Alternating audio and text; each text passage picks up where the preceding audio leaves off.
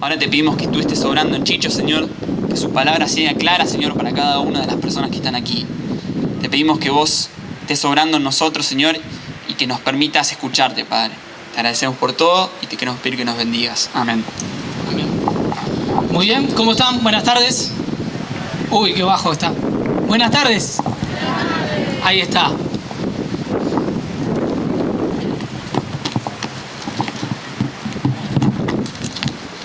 Como nunca estuve luchando con el tema, les quiero ser sincero. Perdón los de acá atrás, perdón los de ahí. Si no me ven, dicen que los ángeles no tienen espalda, pero bueno, este no es el caso. Muy bien, les decía que estuve luchando mucho con el tema. Hablaba con un amigo en la semana, discutíamos del tema bien, de si hay mensajes para Picnic. ¿Ustedes qué creen? Bueno, yo le decía que no. Yo estaba luchando con un tema, por eso anoté tanto. Y te pido que en esta tarde podamos abrir el entendimiento, para que el Señor nos pueda hablar. Mirá, yo les quería hacer un aplauso para los chicos o para toda la comisión. Estaría bueno que después lo bendigas de alguna manera y se lo digas. Y también me veo tentado a ver, que levante la mano, a ver, pero no lo vamos a hacer. ¿Quién piensa que en un picnic puede hablar? Dios te puede hablar. No despreciemos esta oportunidad. Hay dos maneras. Yo cuando terminábamos este coro yo le decía que no me puse de acuerdo con él y terminamos cantando Jesucristo basta. A esta definición, a esta conclusión, ¿llegás chocándote la pared como yo me choqué contra la pared? ¿O llegamos aprendiendo? Y esto es lo que quería hablar en esta tarde. Miren, ¿qué les parece? Porque el manual diría que yo ahora me haga un poco el gracioso para entrar estos minutitos. Pero ¿qué les parece si hacemos un rompehielo con enseñanza? ¿Les parece? Ustedes solo van a tener que decir viva. Es un rompehielo que nos enseñaron en Juntos, ¿sí? Alguna vez, capaz alguno lo escuchó, que cuenta de una tripulación que estaba siendo preparada para un momento donde iban a tener en su momento iban a tener una batalla, y ese momento había llegado, ¿sí?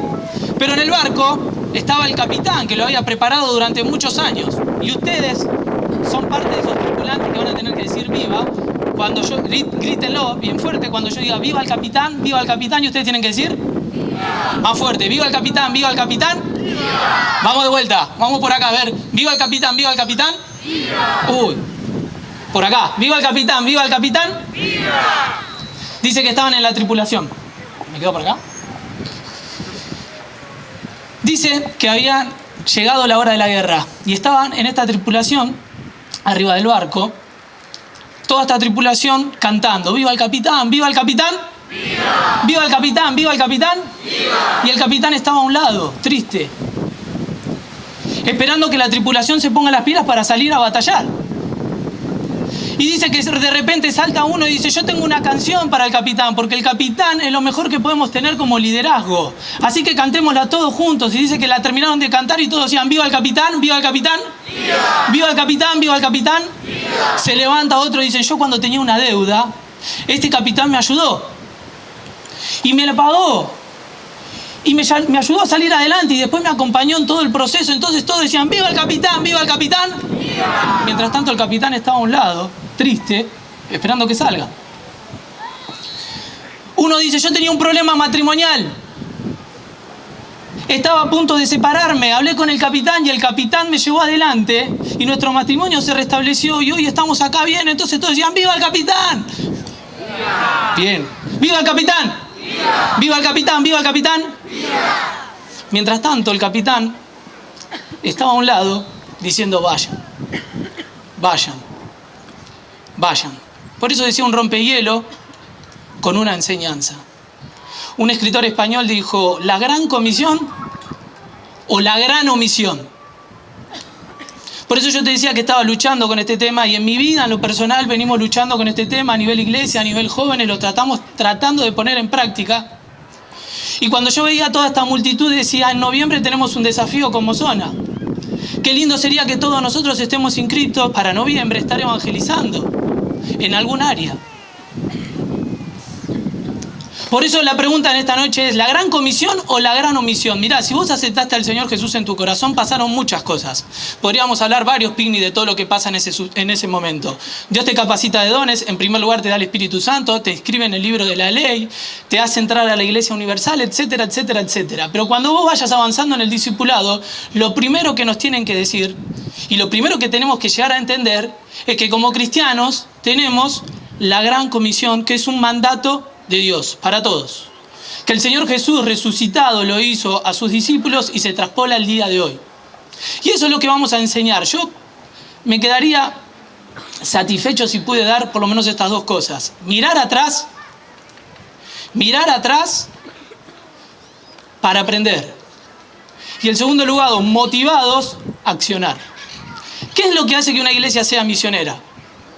Bueno, vamos a leer solo dos pasajes, Mateo 28, 18 al 20, que es la gran comisión. ¿Lo tenemos? ¿Sí? Dice, toda potestad me es dada en el cielo y en la tierra. ¿A dónde iríamos sin la potestad del Señor, no? Por tanto, id. Y podríamos hablar mucho de esto. Te aconsejo el libro de Juntos, el ABCD, ¿sí? No es que estoy haciendo campaña a esto, sino que es algo que nos abrió la cabeza. Dice, por tanto, id, y cuántas campañas y cuántas conferencias escuchamos de esto, y recortamos la gran comisión a simplemente id, y la gran comisión es mucho más. Hago una pregunta. ¿En cuántas veces aparece la gran comisión? ¿En cuántos pasajes? ¿Alguien se anima a levantar la mano? ¿En cuántos pasajes? ¿Cuántas veces está mencionada la gran comisión? Bueno, por lo menos los jóvenes que lo estamos estudiando en la clase, ¿cuántas? ¿4? ¿4 dicen? Bueno, ya estamos mal si no estamos conociendo el mandato del Señor. En los 4 evangelios está, pero ¿en dónde está también? En Hechos capítulo 1. En Hechos capítulo 1 está el 5.º pasaje donde aparece la gran comisión. Yo me voy a detener en este, el más conocido, que dice, toda potestad me dada en los cielos y en la tierra, por tanto, id. Y haced discípulos a todas las naciones. 4 veces aparece la palabra todas las naciones, bautizándolos en el nombre del Padre y del Hijo y del Espíritu Santo, enseñándoles que guarden todas estas cosas. ¿Ves que solamente no es ir? Una vez convertido hay que enseñarle que guarden todas estas cosas. ¿Y qué? Y que llegue al bautismo y bautizándolos. Y aquí yo estoy con vosotros todos los días hasta el fin del mundo. Y si la leemos en los otros pasajes, el sentido de la gran comisión es que lo que vos aprendiste, tengas un discípulo y ese discípulo multiplique. Alguien dijo una vez en la iglesia, restamos mucho, sumamos poco, dividimos bastante y multiplicamos nada. Y el concepto de multiplicación está en la gran comisión, no lo leímos en este pasaje, pero si lees los otros dice, estas señales seguirán a los que creen en tu nombre. En su nombre echarán fuera demonios, sanarán, etcétera, etcétera. ¿Qué es lo que estaba diciendo? Que los que creen van a seguir una conducta y van a hacer lo mismo que haces vos. Ahora la pregunta es, y es otra de las cosas que me iría si el Señor te pone o nos pone esto en mente, me pone, porque el que está acá adelante tenés un discípulo, tenemos un discípulo. Qué triste sería que nos vayamos de la vida, no discípulo de Chicho, ¿no? Un discípulo que siga al Señor. Pero no me quiero detener en esto porque la verdad que simplemente es ir atrás, como dije, para aprender y después volver adelante para accionar. Y el segundo pasaje que vamos a leer es en Hechos 4:12. Pedro, enfrente del concilio, no hace falta que lo busques, todos lo sabemos de memoria, o muchos lo sabemos de memoria.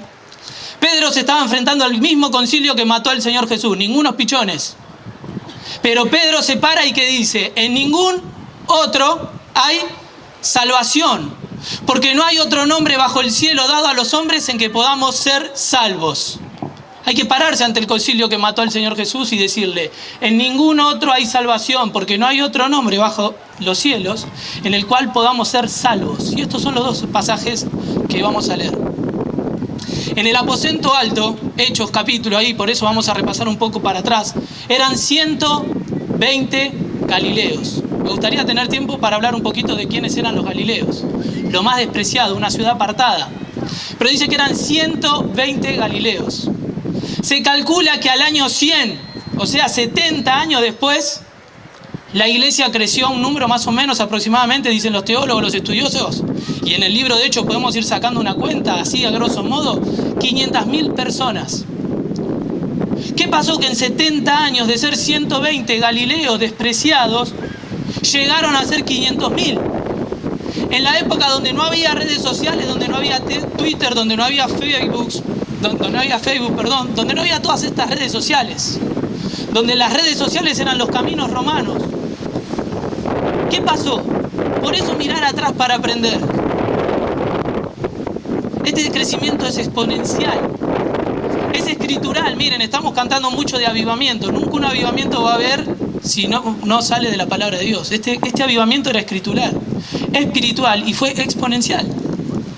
Sin medios masivos, sin templos. Los templos vinieron mucho después. En medio de persecución de los judíos interna y de los romanos externa.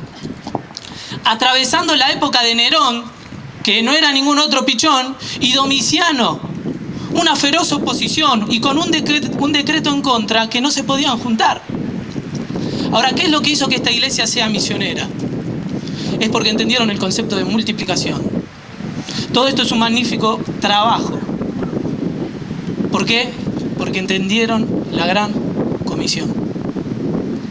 En primer lugar, tendríamos que definir, que ya creo todos lo conocemos, qué es la gran comisión. ¿Y qué es la gran comisión? A ver, ¿qué podemos decir? ¿Qué se le viene a la mente? ¿Qué es la gran comisión? A ver, ¿alguien se anima? Así, a grosso modo. Es un mandato. Bien, escuché por ahí, leí los labios. Mira, ¿qué te parece si lo definimos de esta manera? El que alguna vez fue a una entrevista, o a estas cosas de que te dan en personal, están en internet, también lo podés ver, te dan este ejemplo que habla de la motivación, que habla del enfoque, en realidad que habla de la vocación. ¿Lo escucharon ese ejemplo una vez que dice que había 3 hombres que tenían la misma tarea, pero que estaban cavando un pozo? 3 hombres. A uno se le va y le pregunta, a los 3 le preguntan lo mismo, pero en primer lugar le preguntan al primero, ¿qué estás haciendo? Y el primero dice, un pozo, cansándome. En segundo lugar, le van y le preguntan al segundo, ¿qué estás haciendo? Y él dice, estoy ganándome el pan para alimentar a mi familia. Y el tercero dice, estoy haciendo un pozo porque estoy haciendo los cimientos de una catedral. Y eso a veces nos lo plantean para entender la vocación. Ahora yo una pregunta. ¿Qué pensamos de estos 3 ejemplos que usaron los discípulos y los primeros cristianos para cumplir la gran comisión? Sin duda el tercero. No lo estaban haciendo por hacer como el primero. El segundo, que decía, bueno, estoy dándole de comer a mi familia, es una buena elección, pero lo hacía porque no había otra. Pero el tercero dice que entendieron, el tercer ejemplo dice que entendió que estaba haciendo un pozo, trabajaba, porque dice, acá va a haber una catedral. Ahora, los primeros cristianos entendieron la gran comisión de este modo. ¿Qué? Que estoy invirtiendo en el reino. Estoy extendiendo el reino. Y estoy obedeciendo la palabra del Señor, el mandato. Estamos edificando para la eternidad y creo que a veces no entendemos la gran comisión hasta que no comprendemos esta visión o una de las visiones de cómo trabajaban estos primeros cristianos. Siempre hay que buscar el contexto. Dice que un texto fuera del contexto, ¿para qué es? Para pretexto. Siempre hay que buscar el contexto de lo que leemos. Ahora, ¿en qué contexto dijo el Señor la gran comisión? El Señor Jesucristo dio el mandato al final de su recorrida por la tierra. Lo da el Señor Jesús resucitado. Y los evangelios siempre lo ubican al final, salvo Hechos. Pero Jesús estuvo 3 años con ellos. Y creo que el contexto inmediato es este, pero el contexto es todo el tiempo que estuvo el Señor Jesús con ellos. Nosotros estamos en una sociedad con grandes problemas, ¿no? Con grandes problemas. La corrupción está enquistada. No podemos quitar la corrupción. Por eso es bueno que en esta tarde entendamos el sentido de la gran comisión. Hace poquito las elecciones dejó algo, yo la única red social que tengo es el estado de WhatsApp, lo decía en la iglesia, y me puso muy triste ver, ni tengo otras, cómo nos estamos batallando. Ahora, eso habla de un falso o un mal concepto del prójimo y un mal concepto de Dios. Peleándonos. Ahora, no podemos quitar la corrupción. Vemos que se da vuelta y la justicia, y alguno va preso, pero sigue creciendo la corrupción. Corrupción va mucho más allá de la palabra pecado. Es cuando alguien ya es corrupto, es porque él se cree que lo que está haciendo es mejor que el prójimo. Y dice, yo le robo a los demás, yo hago esto porque soy un corrupto. El que peca y lo hace y no se siente que está haciendo mal, cree que es superior. Y la corrupción mata. Ahora, ¿por qué? ¿Por qué? ¿Por qué hay corrupción? ¿Por qué se pasa la droga de un país tan fácil al otro? Me preguntaba. Y si alguna vez viajaste en avión, por un lápiz labial de tu señora, aclaro, o por una otra cosa te pueden hacer un lío. Ahora, el otro día escuchaba que vetaron la ley donde el avión donde no se identificaba, al primero, al segundo, al tercer aviso lo iban a dar de baja. Esa ley no la vetaron. Y justo los radares no andan. Ahora, ¿sabes por qué? Porque la corrupción está enquistada. Y a veces el cristiano quiere ir de esta manera. Por eso es bueno mirar la realidad. Mirar la realidad de lo que nos está pasando. Y estamos en un mundo que se está pudriendo. Poco a poco se está pudriendo. Ni aún en los países desarrollados, Estados Unidos dice que el 50% de la cocaína que se produce en el mundo, de todo lo que se produce en el mundo, se consume en Estados Unidos. Ahora, este ejemplo del lápiz de labial y que no te dejan entrar en algún lugar, me lo dio una amiga en Estados Unidos. Ahora, en Estados Unidos entra el 50% de todo lo que se produce en Estados Unidos y se consume. Ahora, en tiempos de Jesús, por eso te vuelvo a decirte el contexto inmediato, lo que dijimos, pero todo el contexto, los 3 años, ¿se piensan que no había corrupción? Muchas veces confundimos porque leemos mal la Biblia. Y el Señor Jesús en 2 oportunidades limpia el templo. La primera lo hace al inicio de su ministerio. Y la corrupción había llegado, ¿saben a qué punto? A que en el mismo templo había corrupción. Vos querías ir con tu sacrificio, vos querías ir a hacer una ofrenda a ese momento, y tenías que ir y cambiar la moneda del templo. Y para cambiar la moneda del templo, ¿sabés cuánto te la cobraban? 5 veces más. ¿Sabés por qué? Porque había corrupción. No solo en la moneda, en los animales. Únicamente se podía sacrificar los animales que estaban sellados por el sacerdote. Vos traías tu animalito y no servía. ¿Sabés cuál servía? El que te daban en el templo. ¿Sabés por qué? Porque había corrupción. ¿Alguna vez te preguntaste por qué al Señor Jesús, cuando tira todo, tanto en el primero como en el segundo acto, pero analicemos el primero, nadie le dijo nada? ¿Por qué la seguridad del momento no hizo nada? Porque el pueblo pensaba y sabía y coincidía con el pensamiento del Señor Jesús. Y los sacerdotes dijeron, bueno, que esto pase de largo y sigamos con la corrupción. ¿Por qué? Porque la corrupción en los tiempos de Jesús también la había. Dice el Evangelio de Juan, y haciendo un azote de cuerdas, echó fuera del templo a todos. Nos cuesta esta imagen de Jesús, ¿no? Y las ovejas y bueyes, y esparció las monedas de los cambistas, y volcó las mesas, y dijo a los que vendían a los palomas, quitad de aquí esto, y no hagáis de mi casa, casa de mi padre, casa de mercado. Ahora, ¿por qué hizo esto? Porque quiere sacar la corrupción de ese lugar.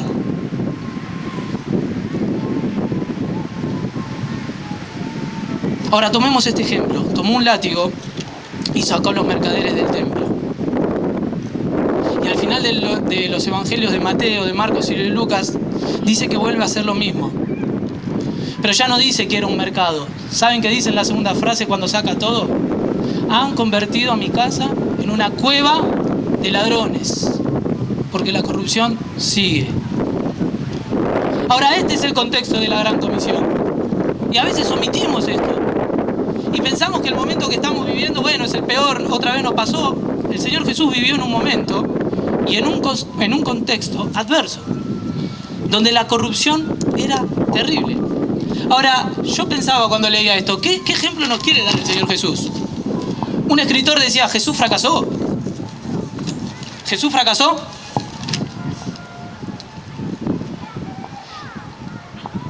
¿Por qué?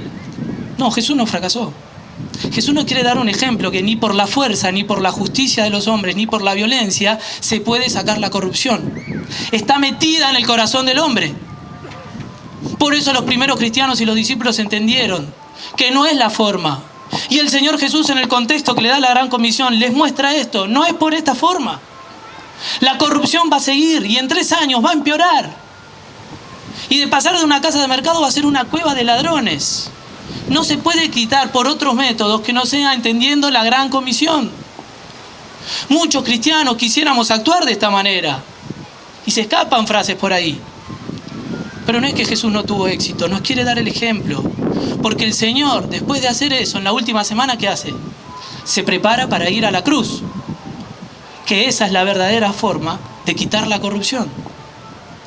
Es la forma, la única forma de ir al meollo del problema, al centro del problema de la corrupción del hombre. La gran comisión apunta a eso, al centro del problema. Y el centro del problema es el corazón del hombre.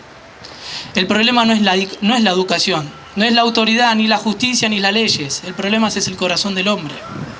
Hoy dicen, el pueblo necesita educación. El pueblo más educado del siglo XX fue Alemania. Uno de los más educados fue Alemania. Y millones murieron en la cámara de gas. Millones. El pueblo más educado del momento, del siglo XX, en ese momento, era Alemania. El pueblo no necesita solamente educación. No estoy diciendo el concepto de no educación. Sino que esta sociedad propone paliativos. Hoy dicen, son las leyes el problema. Y siempre va a estar esa frase, echa la ley, echa la trampa. François Mitterrand, ¿sí?, en 1982 escribió, vamos hacia un mundo de islotes de prosperidad, en medio de un océano de miseria enquistada. Y en su momento le decían a François Mitterrand, está loco. ¿Y qué estamos viendo hoy? Islotes de prosperidad en un mundo de océanos de miseria. Ahora, este problema se ve por todas partes. Hace 14 años leía las estadísticas. En nuestro país había 6% de pobres. Y no estoy hablando de partidos políticos, ¿eh? ¿Qué pasó que 14 años después hay un 30% de pobres? Ahora, ese 6% que había hace 14 años, ¿sabes qué son? Pasaron a ser indigentes. Ahora vos decís, esto en los países desarrollados no pasa. No, no es que no pasa. Cuando vos vas a hacer un tour a Europa, no te van a llevar por ahí. Nosotros con los jóvenes estamos haciendo el Ministerio de Situación de Calle 2 viernes al mes. Terminada la oración, de la reunión de oración, salimos. Ahora, ¿sabés que en la época de campaña política no encontramos a ninguno en la calle? Estaban todos metidos en los hospitales. ¿Sabés por qué? Porque lo ocultan, para que no lo veamos. Se alteran las estadísticas, pero siempre cuando se destapa la olla, los pobres van a estar. Nos prometen pobreza cero, y es una utopía. ¿Por qué? ¿Qué dice Jesús de la promesa? Bueno, de la pobreza. Jesús conocía en carne propia. Vivió la pobreza. Los pintores renacentistas pintan a María ahí, o a Da Vinci en la mesa esa, y no era así. Jesús nació en un lugar despreciado. Dice que cuando lo presentaron al templo, ¿qué llevaron los padres? 2 tórtolas. ¿Por qué? Porque ni les alcanzaba para el cordero. El Señor Jesús da su primer sermón y cuando se para, no por coincidencia, da el pasaje del Antiguo Testamento que dice que yo he venido a dar libertad a los cautivos, a pregonar el día agradable, a visitar a los pobres. En la mente del Señor Jesús los pobres estaban. Jesús, las buenas nuevas lleven a los pobres. Pero ¿saben qué dijo en un momento? A los pobres siempre los tendréis. ¿Por qué? Porque sabía que la corrupción y el egoísmo va más allá. Va más allá. Por eso no es poner paliativos. Los primeros cristianos entendieron la gran comisión. El Señor Jesús lo contó en la historia del rico y de Lázaro. Dice que este rico tenía púrpura. ¿Saben lo que es la púrpura? La ropa que se vestían los reyes. ¿Saben de dónde la traían? Venía de los fenicios. Era una ropa carísima. Pero no solo este rico tenía púrpura, se vestía de lino fino. ¿Saben de dónde venían los linos finos? De Egipto. Se calcula que 1 kilo de lino fino era 1 kilo de oro. Ahora, este rico tenía plata para tirar para arriba. Es la única parábola del Señor que pone un nombre, Lázaro. ¿Por qué pone el nombre de Lázaro? Porque cuando iban a estar en el tormento, este rico dice, manda a Lázaro que aunque sea, le hable a los que están ahí o moje su dedo. ¿Saben por qué? Porque mientras estaban en vida, el rico dice que hacía banquetes y el Lázaro estaba siempre ahí en la puerta de su casa y nunca hizo nada. El Señor Jesús también lo contó en la parábola del buen samaritano.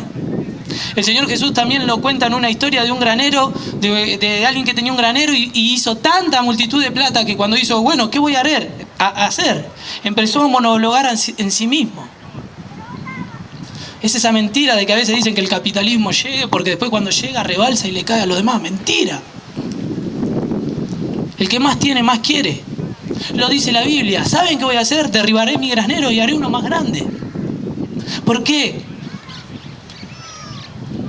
Porque el egoísmo, la corrupción, el pecado está en el centro del corazón del hombre. Hermanos, no es la idea, pero nos tendríamos que desilusionar de que el hombre es bueno. El hombre caído, desde Adán en adelante, el hombre es caído y el hombre nace en pecado. Y el pecado nos lleva a más pecado. Por eso Pedro dijo, la única solución es la cruz. No hay otro camino, no hay otro nombre dado a los hombres bajo el cielo en el que él pueda ser salvos. Pedro lo entendió, que no había otra solución. ¿Y por qué? Porque no se soluciona la pobreza repartiendo panes. Y te dio un ejemplo que nosotros lo hacemos. El Señor Jesús dijo, no es la forma. Por eso el contexto de la Gran Comisión no es solo el inmediato, sino todo el Evangelio. Le dijo, no es la forma. Ahora el Señor Jesús lo hizo, sí, lo hizo. ¿Y qué pasó después? Dice que lo quisieron hacer venir rey. ¿Y saben qué pensó la gente? ¿Saben lo que pensó el pueblo? Vamos a seguirlo a él, porque con Jesús no trabajamos más. ¿Y saben qué le dijo el Señor Jesús? Yo no hago asistencialismo. Yo les di el pan, pero les quiero hablar del pan de vida. Y hablándole del pan de vida dice que todos se fueron. Y saben, los discípulos le plantearon a Jesús. Y el Señor Jesús, ¿saben qué le dijo? ¿Se quieren ir vosotros también? Se fueron. Estas historias creo que contextualizan lo que Jesús hace. Explica que ningún método es apto si no se cambia el corazón del hombre. Por eso la Gran Comisión ataca el problema de raíz. Y cuando hay salvación, recién ahí hay un nuevo hombre. Estudiaba que en la década de 60, y esto ya lo decía Nietzsche antes, que habla del superhombre. Pero en la década del 60 el tema de las universidades era el nuevo hombre. Mentira, no hay un nuevo hombre. Solo el único y el nuevo hombre lo puede dar el Señor Jesús.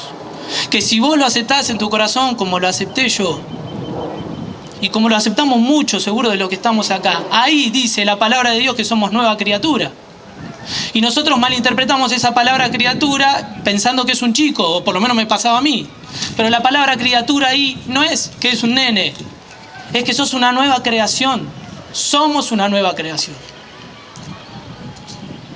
El reto de la Gran Comisión lo aceptaron los primeros cristianos. Lo aceptaron a conciencia. Entendieron que es la forma de llegar al centro del problema.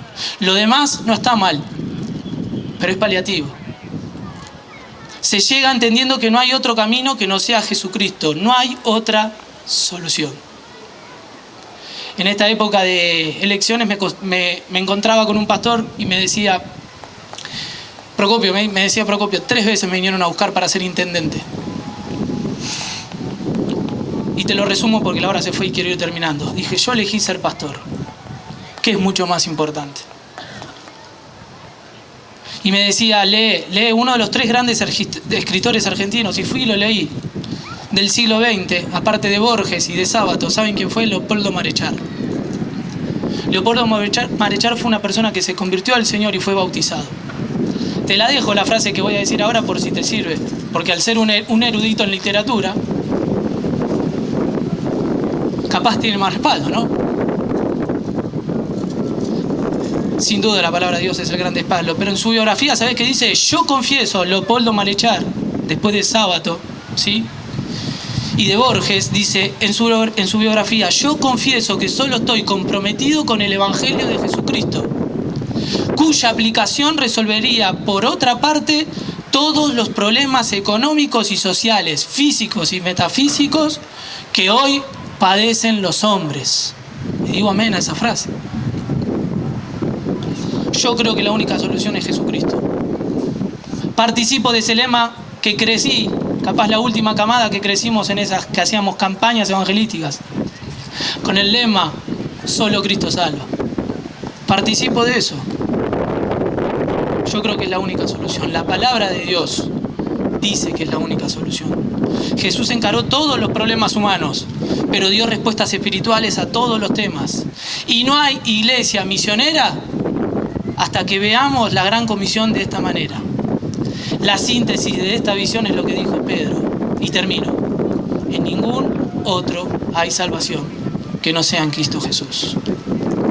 Y te vuelvo a decir el contexto. Pedro lo dijo ante el concilio que mató al Señor Jesús. Y les dijo: no hay otro camino. Se la jugó. ¿Lo creemos? ¿Lo creemos este texto? Sí, decimos amén. Ahora la pregunta es: ¿lo vivimos? ¿Lo ponemos en práctica a nivel personal? ¿A nivel iglesia? Se necesita una iglesia militante que se la juegue para que cambie el corazón del hombre. Mackintosh, un escritor, tiene un libro que se llama Misión a raíz del suelo. Y eso es lo que necesitamos, misión a raíz del suelo. No necesitamos académicos de escritorio que sepan, pero necesitamos que sepan, pero que estemos en el campo de trabajo. Que estemos en el campo de trabajo. Misión a raíz del suelo. Tenemos que ser parte.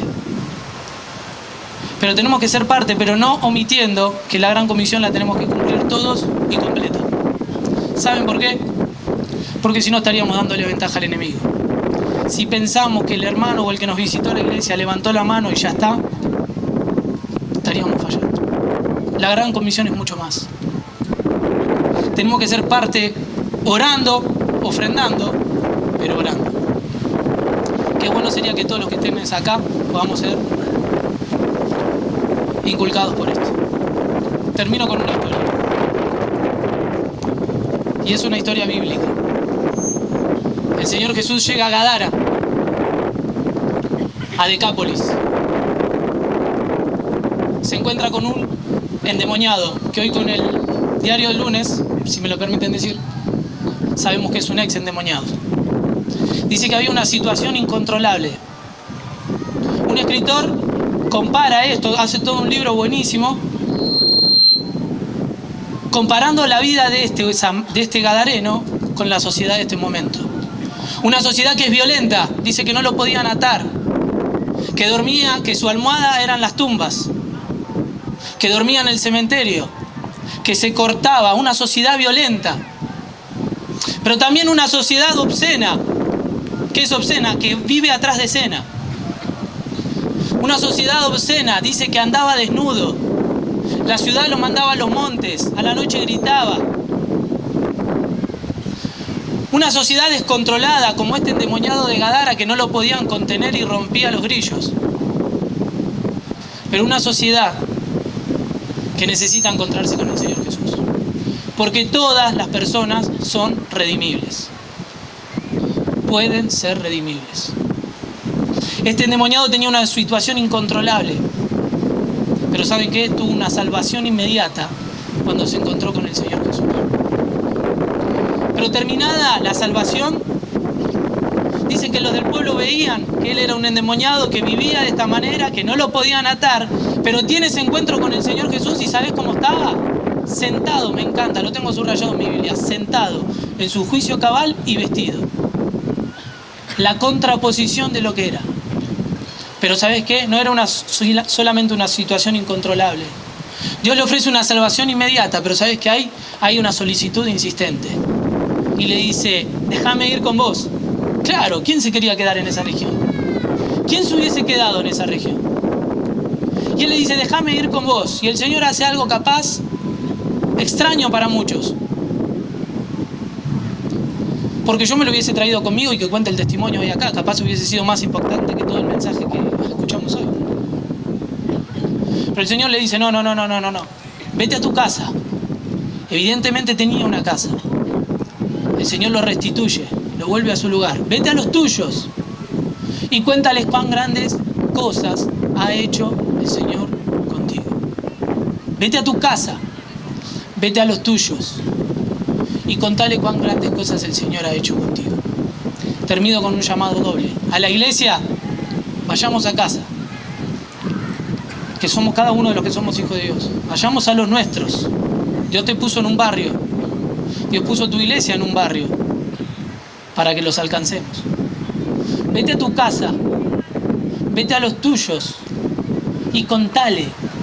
No hace falta que abras un mensaje porque el Señor Jesús era más que claro. Lo que yo dije en una hora con una frase del Señor Jesús nos dejaba impactados.